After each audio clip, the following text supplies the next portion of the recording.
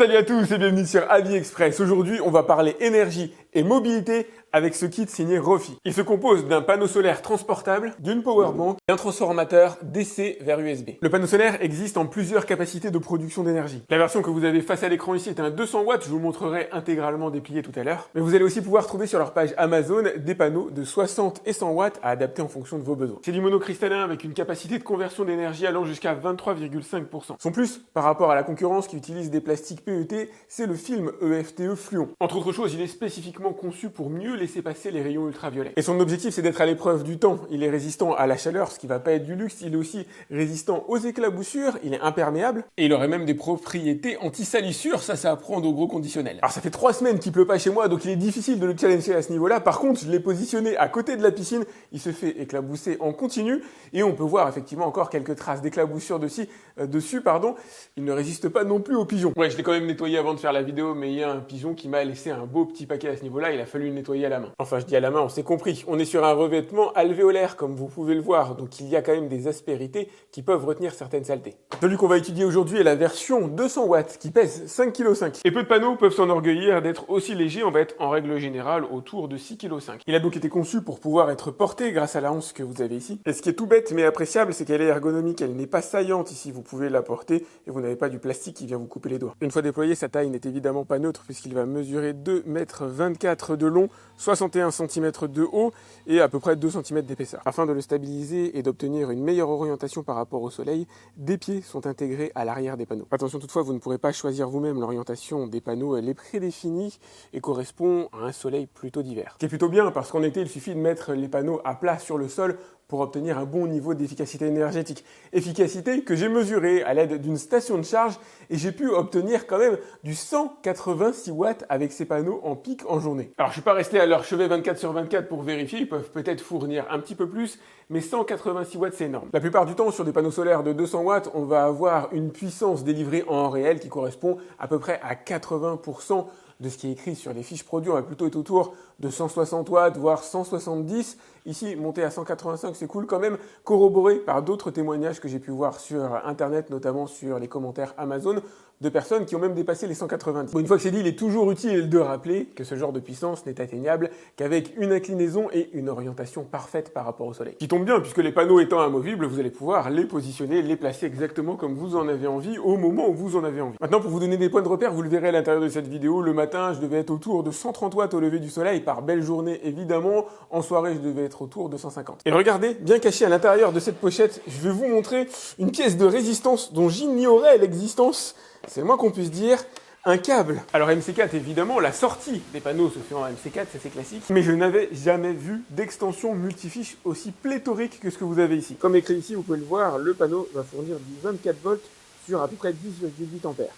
Et vous allez pouvoir le brancher par exemple très facilement à des stations de charge qui gèrent le XT60, c'est ce que moi j'ai fait à l'intérieur de cette vidéo. Vous allez trouver aussi un connecteur 45A et toute une variété de connecteurs DC. Ah ouais, niveau câblage, c'est une véritable merveille, mais le monde ne pouvant être parfait, il n'y a pas de connexion USB à l'arrière, notamment USB-C, qui aurait pu être cool pour recharger ma powerbank, il vous faudra donc un petit appareil supplémentaire. Autant le câble que vous avez ici est inclus à l'intérieur du package, autant ce n'est pas le cas de ce convertisseur qui permettra de convertir le direct courant en USB, alors USB 5 volts, avec de l'USB-C ici et de USB-A. Pour alimenter, in fine, cette powerbank signée Rofi de 50 000 mAh. Alors c'est pas une obligation, hein, le panneau vous l'utilisez dans le cadre que vous voulez, mais moi mon objectif ça va être d'aller alimenter et recharger des powerbanks ou des stations de charge. Elle est capable d'envoyer du 65 watts par l'intermédiaire de son port USB-C ou du 20 watts par l'intermédiaire des ports USB-A. Elle est capable de cumuler les deux sans baisser en puissance. Vous allez pouvoir notamment brancher un ordinateur portable si vous avez un ordinateur compatible sur le port USB-C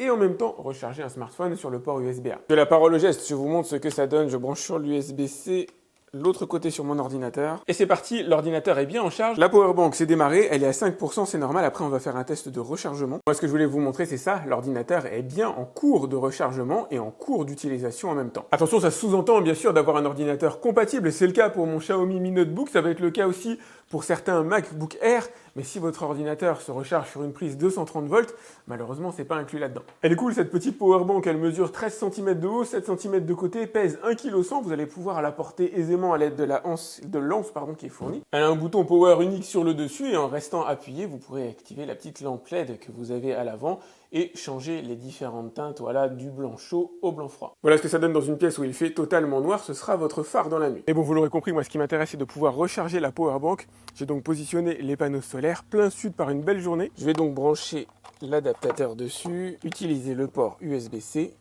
Ça se voit pas forcément face caméra, mais elle est bien en cours de recharge. Et je vous propose de revenir dans 1 heure pour voir comment ça a évolué. Magie de la vidéo, me revoilà 1 heure plus tard et la powerbank a été rechargée à hauteur d'un tiers, 31%. 31%, ça va pas vous dire grand chose, mais vous allez comprendre tout de suite, ça correspond à 15 000 mAh. 15 000 mAh, ça correspond à 3 smartphones, c'est-à-dire faire passer 3 téléphones de 0 à 100% en seulement 1 heure de rechargement solaire. C'est clairement plutôt pas mal. C'est pour ça que je privilégierais le rechargement d'une powerbank à l'aide des panneaux solaires plutôt que de brancher directement les panneaux solaires sur un smartphone. Ça me paraît en tout cas être une meilleure idée puisque maintenant je peux recharger 3 smartphones avec. Ça signifie aussi que les panneaux solaires n'ont pas donné leur plein potentiel. Ils sont en ce moment en train de capter à peu près du 180 watts par heure. Et ça tombe bien, c'est la capacité de stockage de cette batterie. Elle peut stocker 185 watts. Donc en théorie, plein pot, il aurait été possible de la recharger en 1 heure. Maintenant, on transite par un port maintenant 5 volts en USB qui est très différent des ports 24 volts en sortie directement du panneau, d'où une certaine déperdition. Et puis on a un convertisseur qui ne donne peut-être pas le plein pot, en tout cas il n'y a pas la technologie qui permet de donner le plein pot. C'est pour ça que j'ai un autre test qui va permettre d'exploiter les panneaux solaires à fond. Afin de les tester, j'ai décidé de lancer un défi de taille aux panneaux solaires de chez Rofi, recharger une powerbank de 2000 Wh en une seule journée. 2000 Wh ou presque 1600 Wh pour être précis, puisqu'elle est actuellement chargée à hauteur de 20% depuis que j'ai mis les panneaux solaires dessus, ce qui signifie à peu près 1600 Wh. Je la laisse à 20% tout simplement pour ne pas la dégrader. Oui, il est plutôt recommandé de ne pas décharger pleinement vos powerbanks et stations de charge. Il est 9h30 du matin, j'ai le soleil à l'est, les panneaux sont bien éclairés, on va voir ce que ça donne en production d'énergie. À cet instant, ma powerbank reçoit 112 watts en entrée. Il est 9h du matin, c'est normal qu'elle ne donne pas son plein potentiel. Je pense que je vais la déplacer 3 fois dans la journée. L'objectif, c'est de se prendre la tête le moins possible.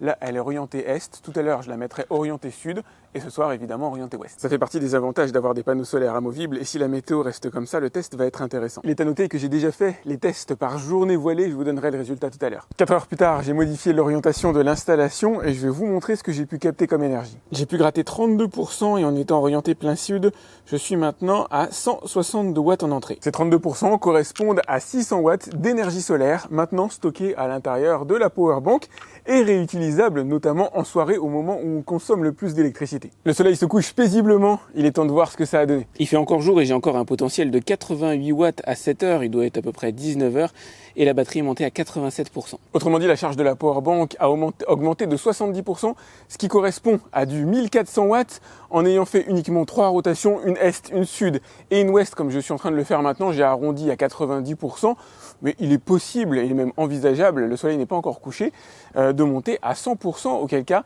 ça nous ferait quand même du 1600 watts de rechargement, ce qui est franchement assez élevé. 1600 watts, ça correspond à peu près à 45 jours de réfrigérateur, 16 heures d'une télévision d'environ 55 pouces, environ 3 jours d'ordinateur portable en continu. En synthèse, c'est top pour l'alimentation des appareils ménagers, par contre ça ne peut pas faire de miracle évidemment pour la partie chauffage, climatisation. Voilà un petit kit solaire nomade vraiment très cool, signé Rofi, assez complet d'ailleurs, notamment en matière de câblage, en matière de connectivité, qui va vous permettre alors d'alimenter que ce soit des powerbanks comme celle-là, des powerbanks plus grosses. Vous l'avez vu en une journée, il est possible avec un panneau de 200 watts de recharger une powerbank de 2000 Wh. C'est absolument énorme, à hauteur de 185 watts par heure en puissance maximale lorsque vous avez un beau soleil bien sûr, un ciel bien dégagé. Évidemment, si vous avez des nuages, vous n'aurez pas exactement le même rendement. Des panneaux solaires qui ont été bien conçus, qui sont quand même relativement légers, notamment par rapport à la concurrence, qui laissent bien passer les rayons de lumière, qui sont étanches, en tout cas résistants à l'eau dans une certaine mesure, avec des câblages fournis qui sont plutôt cool, permettant en 24 volts de brancher un grand éventail d'appareils. Ce câble, je ne le connaissais pas, multicâble, multiprise, mais alors lui je l'adore absolument. Il faudra un petit adaptateur si vous voulez brancher de l'USB directement. Et c'est ce que je vais vous conseiller personnellement, de recharger des powerbanks à l'aide de panneaux solaires plutôt que de brancher directement des appareils dessus. Enfin, ça dépend du type d'appareil évidemment et de vos objectifs. Mais si vous avez comme objectif d'alimenter des appareils type smartphone, ordinateur, prenez ce convertisseur, rechargez en priorité une powerbank et c'est elle ensuite qui alimentera votre ordinateur, qui alimentera vos smartphones et ça vous donne une latitude. Voilà, en 3 heures, vous allez pouvoir recharger il faudrait que je fasse le calcul, mais peut-être une dizaine de smartphones avec ce genre de powerbank, c'est tout simplement énorme. Ce qui aurait pu être cool, mais enfin je suis pas sûr que ce soit possible, c'est d'avoir le port USB directement en natif sur le panneau, plutôt que de passer par un convertisseur. Ce qui serait fantastique aussi, et là c'est plus pour une évolution, une prochaine évolution, c'est d'avoir une prise 320, en tout cas d'avoir une powerbank de 50 000 mAh ou plus, éventuellement, en tout cas 285 Wh, et si possible de mettre une prise 230 volts. Je ne sais pas si c'est de l'ordre du jouable, mais là vraiment ce serait très sympa si c'était faisable. Bon, après on n'est plus véritablement dans le même type de produit. Je vous invite à aller regarder leur prix directement dans la description. Je vous ai mis les liens pour voir combien coûte la powerbank, le convertisseur, les panneaux solaires dans leurs différents formats de puissance. Donc allez faire un tour, c'est directement dans la description en dessous de la vidéo. Si vous avez des questions, vous pouvez me les laisser dans les commentaires comme d'habitude. Pensez à liker cette vidéo, c'est important pour moi, à vous abonner à ma chaîne si ce n'est pas déjà fait. Alors j'essaie de répondre à tous mes abonnés. Quant à moi, je vous dis à très vite pour un autre test sur AliExpress. Salut!